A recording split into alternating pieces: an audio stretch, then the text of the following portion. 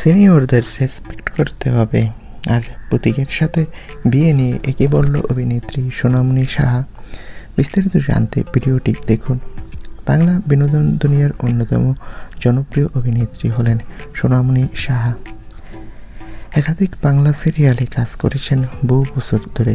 বেশিরভাগ স্টার জলসার সিরিয়ালেই তাকে দেখা যায়। অভিনেত্রীকে আমরা মোহর ধারাবাহিকে সবচেয়ে বেশি চিনেছি। ধারাবাহিকে অভিনয় করে দর্শকদের মন জিতেছেন এই অভিনেত্রী।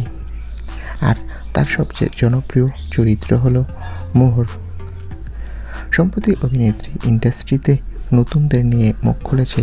বলেছে যে যারা অভিজ্ঞ তাদের সম্মান দিতে হবে। 2 দিনে অভিনয় এসেই বড় হয়ে গেলে সে কোনোদিনও বড় হতে পারে না। আর অভিনেতা প্রতীক সেনের সাথে প্রেম নিয়েও মুখ খুলেছে। বলেছে প্রত্যেকটা সম্পর্কের কিছু ভিত থাকে, আমাদের সম্পর্কেরও একটা ভিত রয়েছে। অভিনেত্রী কবে বিয়ে করবে সেই বিষয়ে অভিনেত্রী বলেন, বিয়ে হলে সবার আগে মিডিয়াতেই তিনি জানাবেন।